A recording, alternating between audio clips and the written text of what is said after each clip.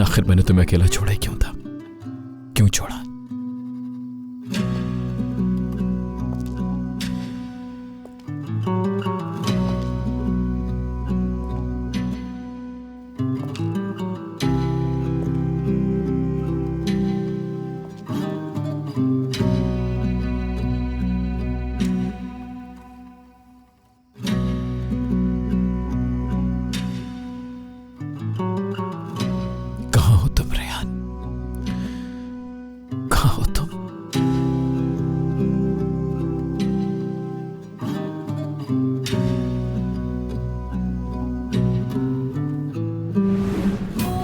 मीरान, बहुत थक गई हूँ यार मैं। बस पहुंच गए।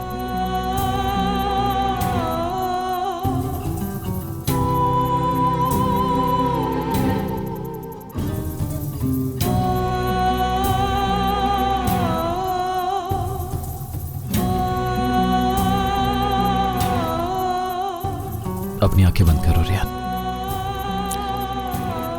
करो, और प्लीज आंखें खोलना मत, समझ गई?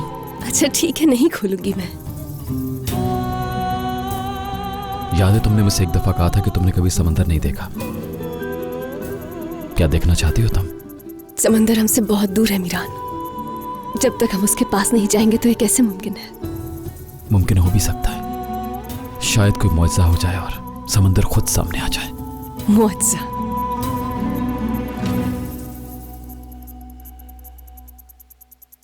डरो मत, भरोसा करो मुझ पे।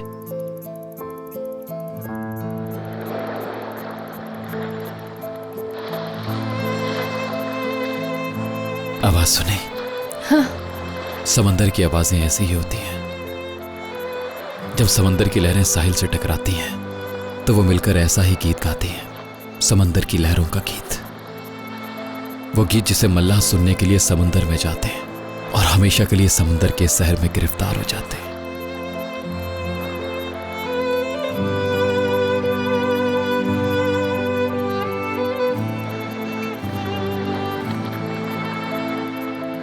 फिर क्या होता है? तो एक दूसरे से मिलके क्या वो हमेशा खुश रहते हैं? हाँ बिल्कुल।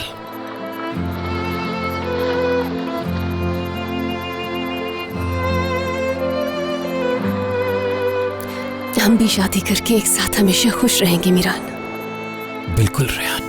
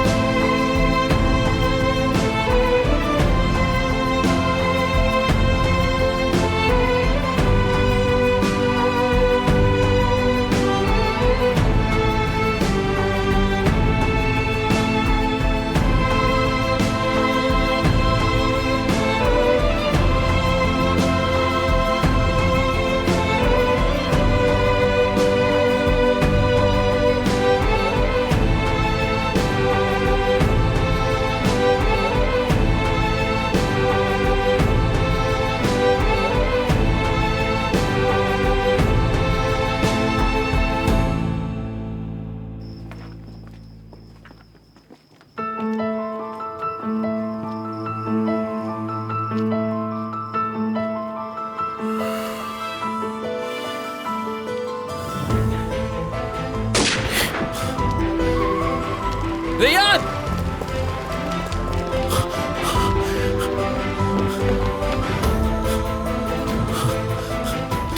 रेहान, रेहान, रेहान आंखें खोलो, रेहान आंखें खोलो, अपनी आंखें खोलो प्लीज।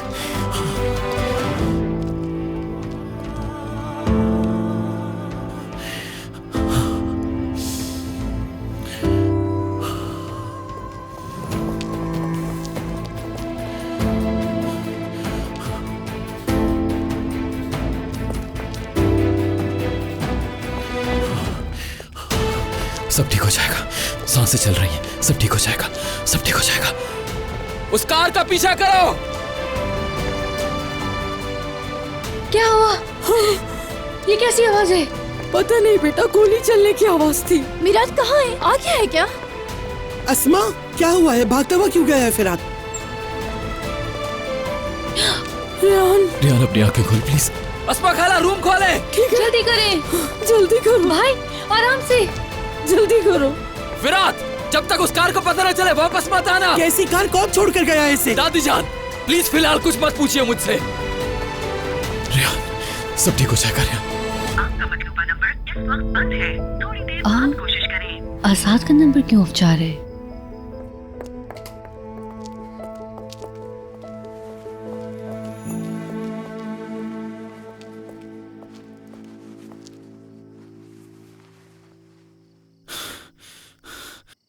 ठीक है अस्मा खाला, आप भी जाइए प्लीज, और किसी को अंदर मत आने दीजिएगा। ठीक है बेटा।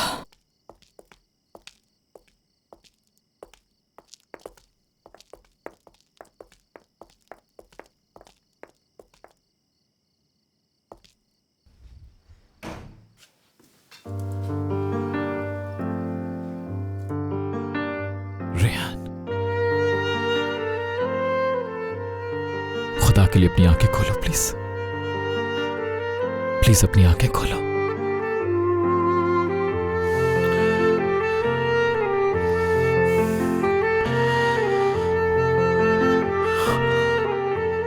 या अल्लाह तेरा शुक्र है, या अल्लाह तेरा शुक्र है। तुम ठीक हो ना रियान? बताओ तुम ठीक हो ना? तुम मेरे पास हो? हाँ रियान, मैं बिल्कुल तुम्हारे पास हूं, और आज के बाद मैं तुम्हें कभी अकेला नहीं छोड़ूंगा। मैं तुम्हें ढूंढ नहीं सका, उसके लिए मुझे माफ कर दो रियान। मेरी दुनिया तुम्हारी इन आंखों में है बस। जब ये बंद होती है तो मुझे लगता है कि मेरी दुनिया उजड़ चुकी है, और अब तुमने अपनी आंखें खोल दी है ना, मुझे ऐसे देख रही हो तो जैसे दुनिया लौट आई। तुम्हें दर्द तो नहीं हो रहा ना?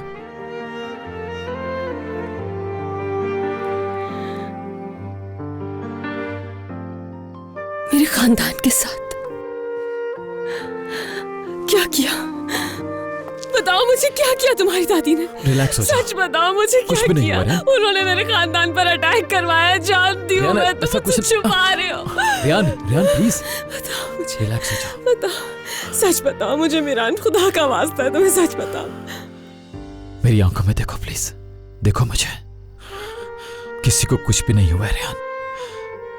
जैसे ही मुझे पता चला मैं फौरन हवेली आ गया, और जब सबको पता चला कि तुम वहां नहीं पहुंची तो सब परेशान हो गए, और फौरन सब तुम्हारी तलाश में निकल पड़े। बस यही सच है।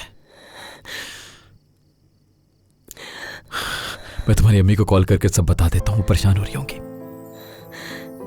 ठीक है, लेकिन मुझे अब उनसे मिलना है, देखना है मुझे उन्हें। मिरान, मुझे मेरी अम्मी से मिलवा दो एक दफा सिर्फ। रियान, देखो तुमने एक बहुत मुश्किल दिन गुजारा है, एक बहुत बड़ी मुसीबत से निकली हो तुम, यकीनन बहुत थक गई होगी। अब तुम सो जाओ प्लीज। कल सुबह मैं तुम्हारी फैमिली के पास ले जाऊंगा, वादा करता हूं तुमसे। ऐसे मुझे नींद नहीं आएगी मिरान, जब तक मुझे अंदर से सुकून नहीं मिलेगा मैं नहीं सो पाऊंगी। प्लीज मुझे ले चलो, एक दफा मिलवा दो।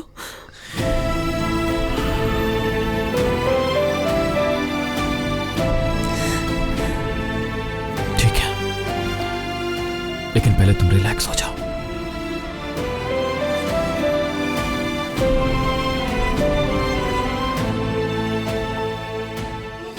आज के बाद तुम्हें कभी अपनी नजरों से दूर नहीं होने दूंगा मैं, और ना ही किसी को तुम्हें मुझसे दूर करने की इजाजत दूंगा। तुम्हारा उस गांव में जब कोई सुराग नहीं मिला तो मैं रेजा रेजा हो गया था। ऐसे महसूस हुआ कि जैसे मेरी दुनिया रुक सी गई हो रियान। ऐसा लगा जैसे मैंने तुम्हें खो दिया है। कौन से गांव में? जिस गांव में तुम्हें वो लेकर गए थे, और वहां पर तुमने किसी लड़के से मदद मांगी थी। कौन से गांव में? मेरी आंखों पर पट्टी थी, मैं तो जानती भी नहीं कि वो मुझे कहां लेकर जा रहे हैं। एक कमरे में कैद थी मैं, मैं नहीं जानती किस गांव में थी। क्या तुम्हें यकीन है रेहान? तुम्हें अगवा करने के बाद उन्होंने गैस स्टेशन पे गाड़ियां तब्दील की। कौन सा गैस स्टेशन? मीरान, मैं कुछ समझ नहीं पा रही हूँ। ठीक है, तुम अभी बिल्कुल भी फिक्र मत करो। शायद कोई कंफ्यूजन हो गई होगी, तुम्हें कोई और लड़की समझ बैठे होंगे। रिलैक्स हो जाओ।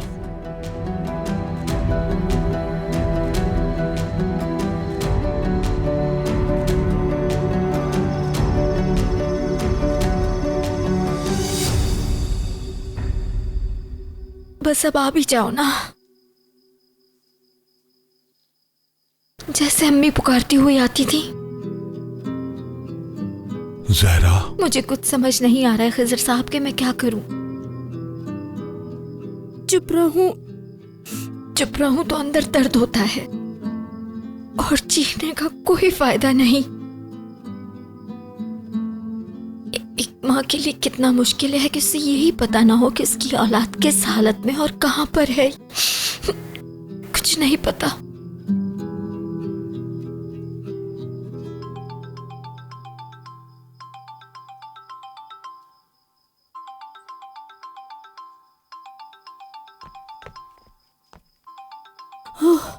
मीरान की कॉल। खिज़र साहब देखिए तो मीरान की कॉल आ रही है। घबराओ नहीं ज़हरा, तुम फोन उठाओ। हेलो। रेहान मिल गई है, मेरे साथ है, ठीक है वो। और रेहान आपसे अभी मिलना चाहती है। क्या हुआ?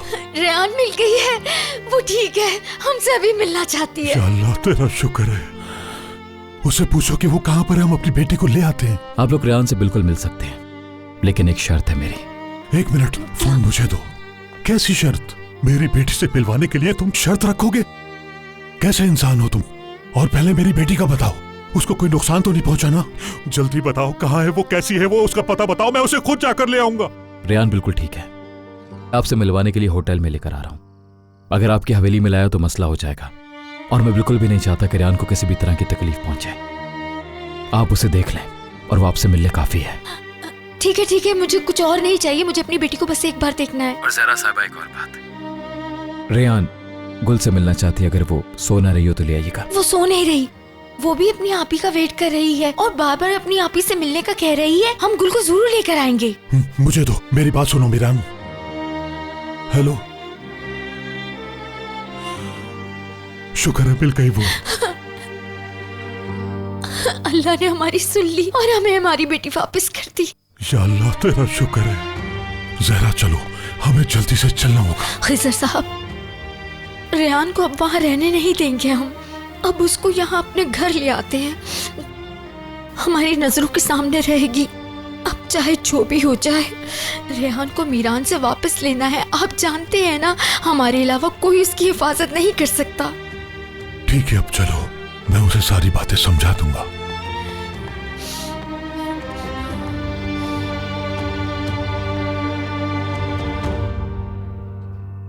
इसको हम भेज नहीं सके। काश ये वहां से वापस ही ना आती।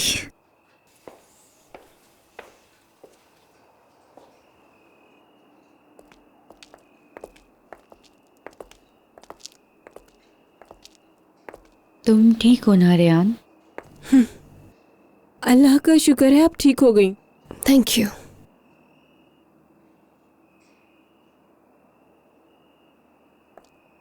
गोनल,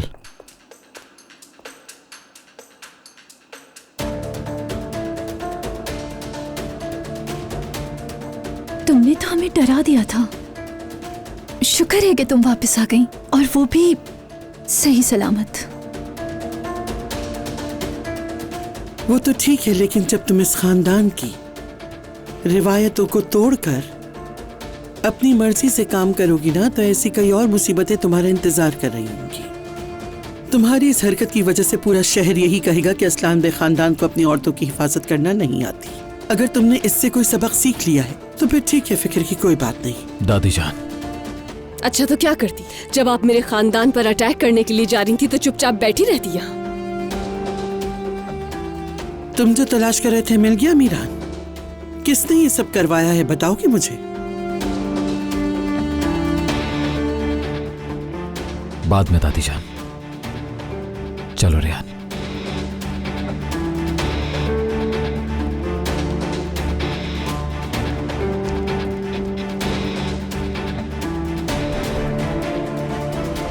इस मुसीबत से तो हम बच गए।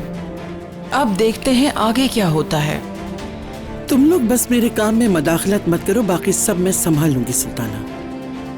अब आप भी कुछ नहीं संभाल पा रही हो। ये वक्त बदल गया है। हर सुल्तान को एक न एक दिन अपना तख्त छोड़ना पड़ता है और उसकी जगह नया सुल्तान जरूर आता है।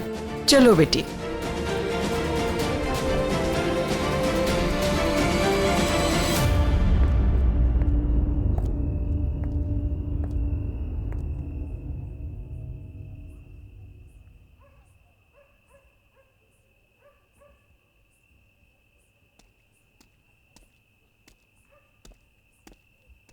बाबा। हाँ बोलो। मिरान भाई आप ही को लेके आएंगे? हाँ। मैंने कहा था, मिरान भाई ने प्रॉमिस किया था कि वो लेकर आएंगे। वो हमारे घर क्यों नहीं आते? और वैसे भी मैंने मिरान भाई को साइकिल दिखानी है। अच्छा।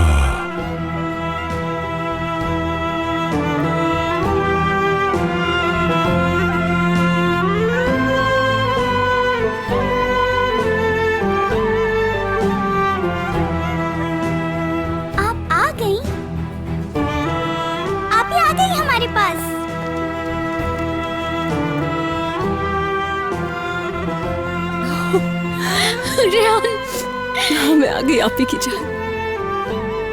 और कैसे नहीं आती, तुम्हारी बहुत याद जो आ रही थी मुझे। मेरी प्यारी आप ही, मैंने आपको भी मिस किया।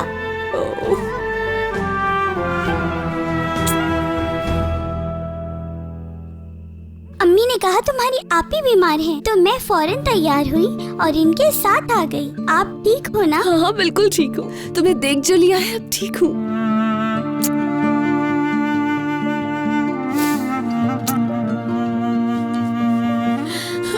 मेरी बच्ची।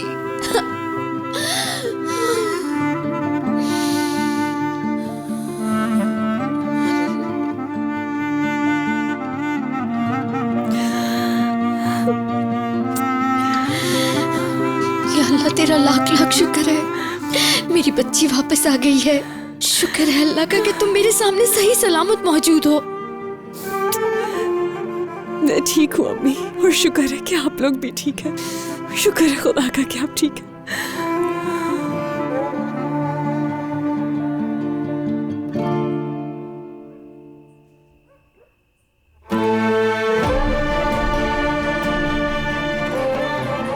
बाबा। बेटी, तुम ठीक हो ना?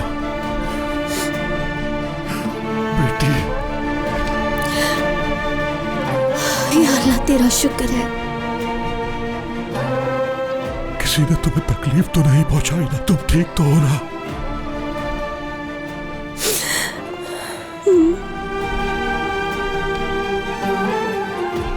मैं जब बीमार होती हूँ तो आप लोग तो नहीं करते मेरे साथ ऐसा। मेरी जान। थोड़ा प्यार मेरे लिए भी छोड़ दे। आप ही, मिरान भाई कहाँ हैं? आप अकेली तो नहीं आई ना? यहाँ आओ मेरे पास।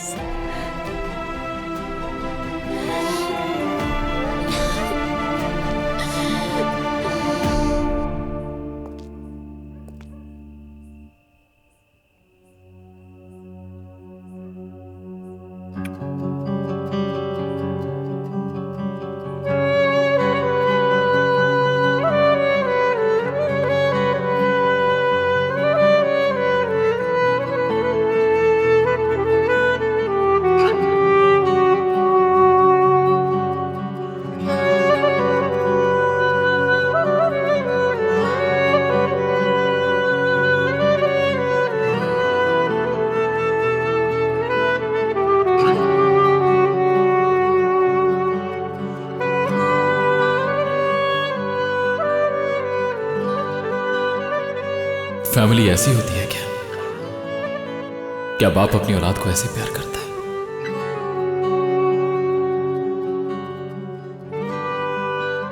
क्या सब इस तरह साथ खुश रहते हैं? क्या माएं ऐसे अपनी बेटियों के सर पर बोसा देती हैं? इन नजरों से अपनी औलाद को देखती हैं? अगर वो मेरे पास होते तो क्या आज मैं भी तुम्हारी तरह होता रेहान? शायद गुस्सा और नफरत मेरे अंदर ना होती, गुल की तरह मेरी भी एक बहन होती तो मेरी आंखों में भी ऐसी चमक होती। शायद अपनी मां की ममता उसमें तलाश करता, शायद मैं उसको एक बाप की तरह प्यार से देखता, शायद वो मेरी मां की तरह मुस्कुराती। क्या मेरा यह हक नहीं कि मेरी मां भी मेरे पास हो, मेरे बाप का हाथ मेरे कांधे पे हो? फिर कभी भी मुझे अकेलेपन से डर नहीं लगता। लेकिन मैं एक यतीम और बेसहारा बन गया। शायद मेरे नसीब में इतना प्यार नहीं था, लेकिन तुम्हें यह प्यार जरूर मिलेगा।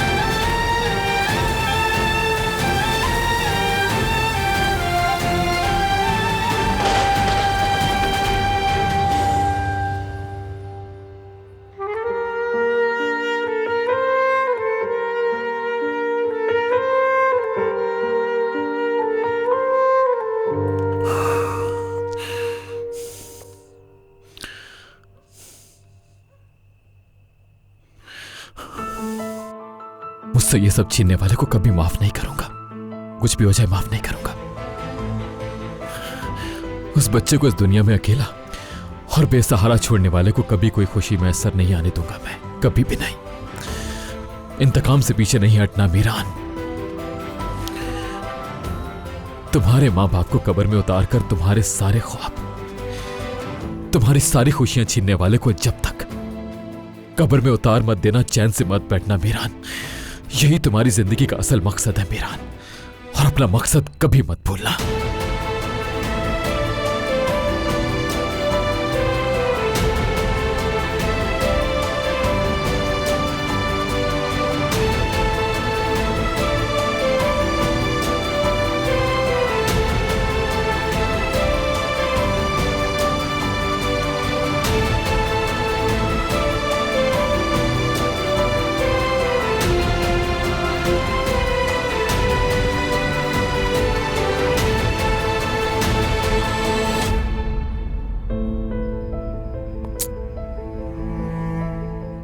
देखा कितनी जल्दी सो गई, बिल्कुल किसी परिंदे की तरह। ओह प्यारी गर्ल, तुम कैसी हो? हमारी आंखों के सामने मुसीबतों के अंदर एक परिंदे की तरह तड़प रही हो।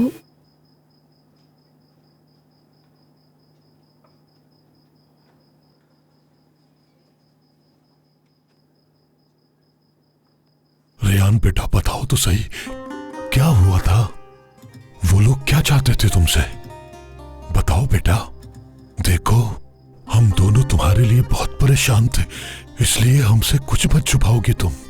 बताओ बेटा, क्या हुआ था? क्या वजह थी? कौन थे वो लोग और वो क्या चाहते थे? जैसे मेरी दुनिया रुक सी गई हो रेयान। ऐसा लगा जैसे मैंने तुम्हें खो दिया है। कौन से गांव में? जिस गांव में तुम्हें वो लेकर गए थे और वहां पर तुमने किसी लड़के से मदद मांगी थी। कौन से गांव में? मेरी आंखों पर पट्टी थी, मैं तो जानती भी नहीं कि वो मुझे कहाँ लेकर जा रहे हैं। एक कमरे में कैद थी मैं नहीं जानती किस गांव में थी।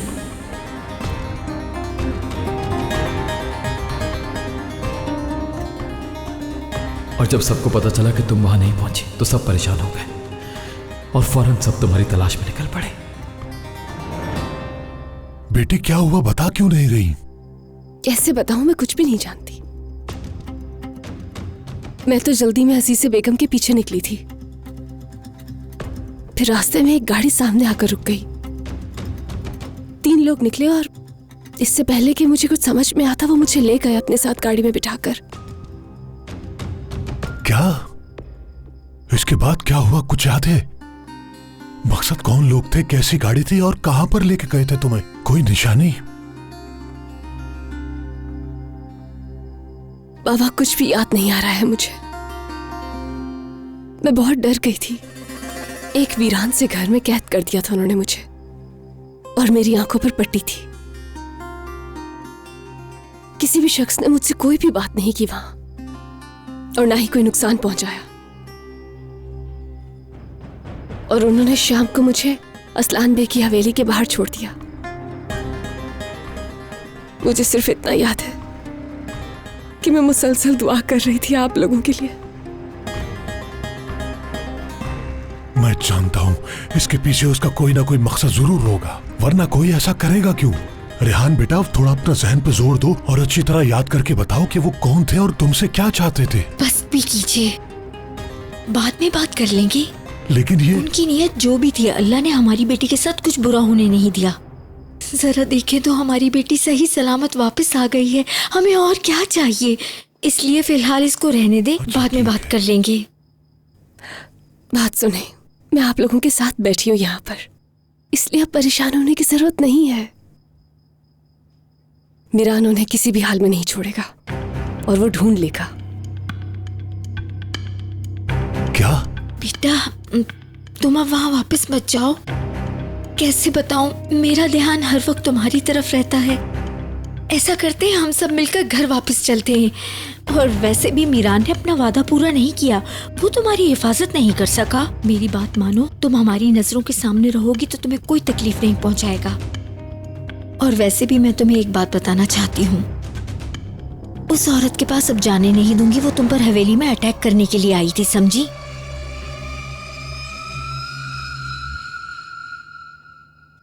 रेहान, रेहान बेटा, अपनी अम्मी को जवाब दो।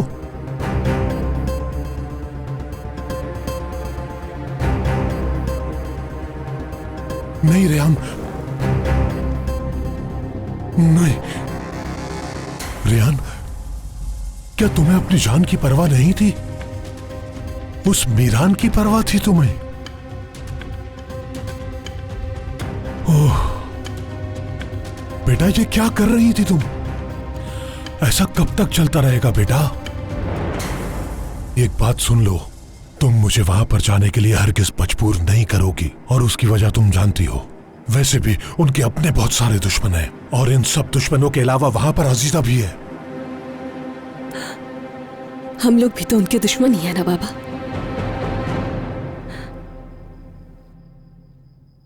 मैं आप लोगों के साथ नहीं जा सकती हूँ, मीरान को नहीं छोड़ सकती मैं।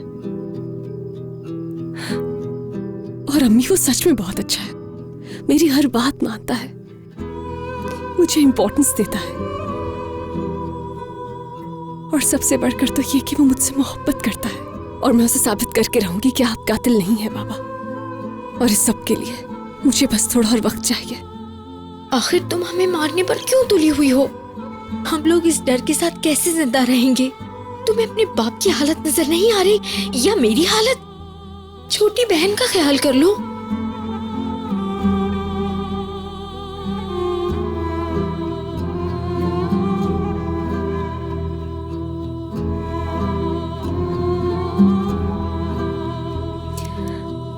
जल्दी आओ रेहान, जल्दी आओ, आ जाओ आप। रेहान,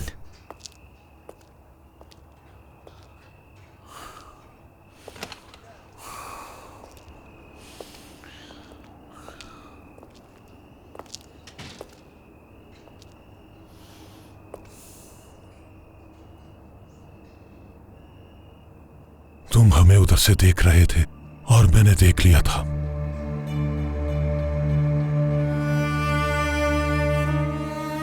इससे कोई फर्क नहीं पड़ता क्योंकि मैं पहली दफा किसी एक परफेक्ट फैमिली को नहीं देख रहा खिजर साहब,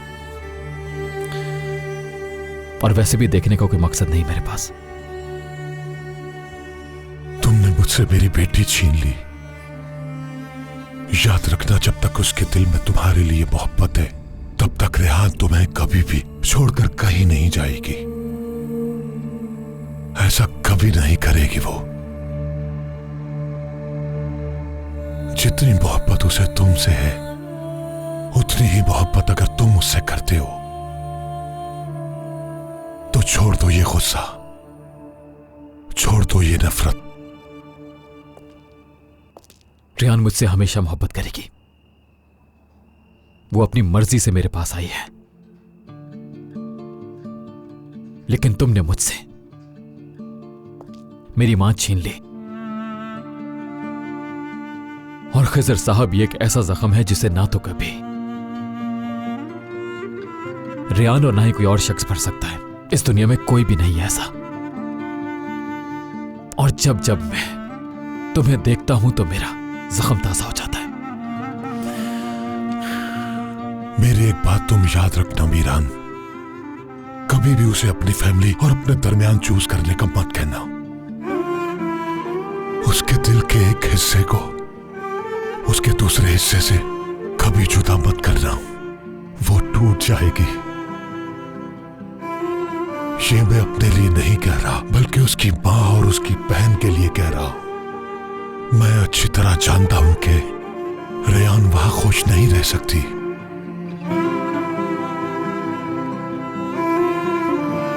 क्योंकि उसके बाप से तुम्हें इंतकाम लेना है।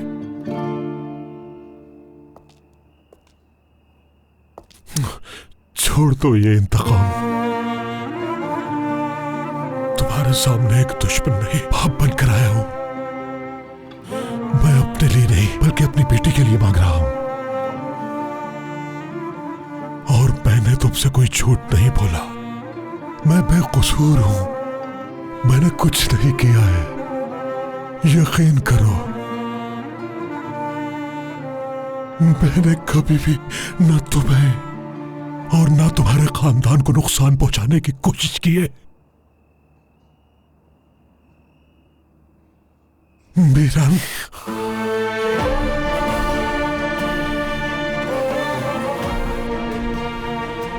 तुम मेरे सबसे बड़े दुश्मन हो खिजर शाहदौलो।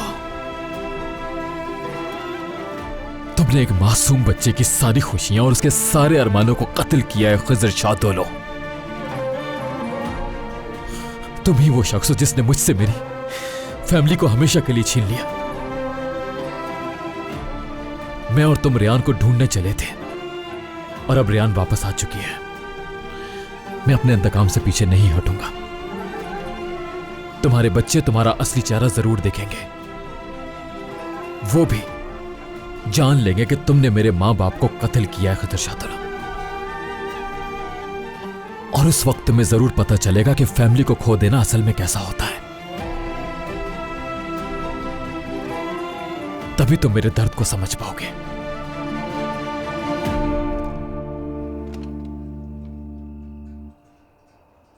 मीरान भाई। अरे देखो तो कौन आया है। आप मुझसे मिलने क्यों नहीं आए मीरान भाई? आपको मेरी याद नहीं आती क्या? ऐसा कैसे हो सकता है गुल? मैं तो तुम्हें बहुत याद करता हूँ। तुम्हारी आप ही तुम्हारी अम्मी से मिलने आई और मैं तुमसे मिलने आया हूँ। तो इसका मतलब मुझे रातों को नहीं सोना चाहिए, क्योंकि आप लोग तो रात में आते हो ना। ये तो गलत बात है ना। अगर तुम सोगी नहीं तो बड़ी कैसे होगी तुम? मैं बड़ी नहीं होना चाहती मिरान भाई, क्योंकि मैं बड़ी हो गई तो अम्मी पापा बूढ़े हो जाएंगे, और मैं नहीं चाहती कि मेरी अम्मी पापा जल्दी बूढ़े हों। गुल बेटा, तुम इधर आओ मेरे पास।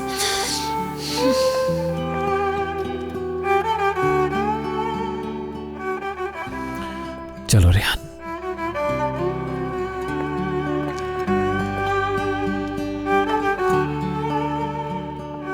अपना वादा मुझसे पूरा करने के लिए मिरान भाई, और आप ही को वापस लाने के लिए बहुत शुक्रिया।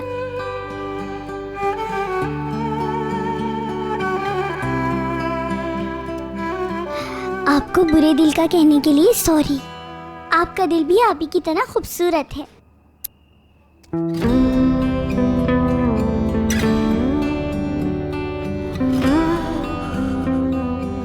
जो वादे तुमसे और तुम्हारी आपी से किए उनको जरूर पूरा करूंगा। बिल्कुल फिक्र मत करो, ठीक है? खुश रहो बेटा। अल्लाह हाफिज। मैं चलती हूँ बाबा। अल्लाह हाफिज। अम्मी, आप फिक्र नहीं करें, मैं ठीक हूँ। मैं आपसे मिलने आती रहूंगी। गुल, अपनी साइकिल का बहुत ख्याल रखना तुम, ठीक है?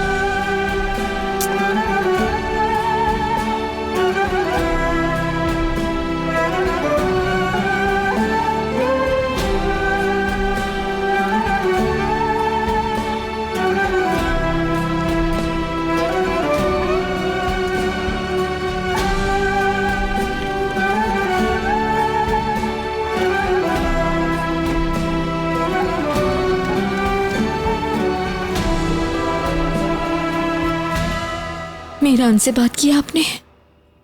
आप उसको रोक नहीं पाए ना? आपको जब ये यकीन है कि मीरान रेहान की हिफाजत नहीं कर सकता, तो ये जानते हुए भी आपने रेहान को इस घर में उस औरत के पास जाने क्यों दिया? थोड़ा सब्र से काम लो जहरा। रेहान को जबरदस्ती रोका तो सब कुछ बर्बाद हो जाएगा। वो मीरान से बहुत प्यार करती है। अगर हमने इनको अजीज असलान पे का असल चेहरा दिखा दिया तो ये हवेली से अलग हो जाएंगे।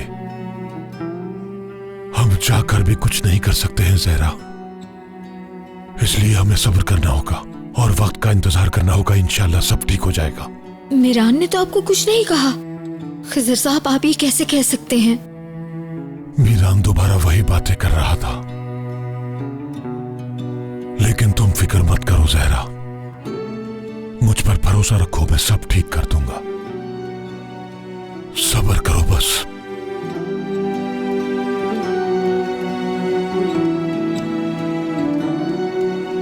चले अब घर चलते हैं। हाँ बेटा, चलो आओ।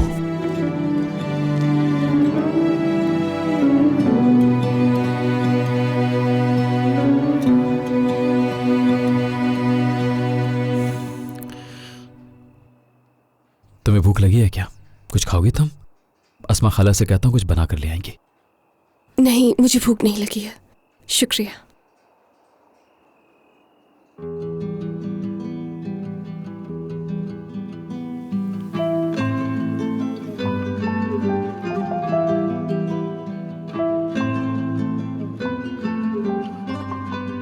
मैं ऐसा दोबारा कभी नहीं होने दूंगा रेहान। जिसमें तुम्हारी कोई गलती नहीं। मुझे तुम्हें अकेला नहीं छोड़ना चाहिए था।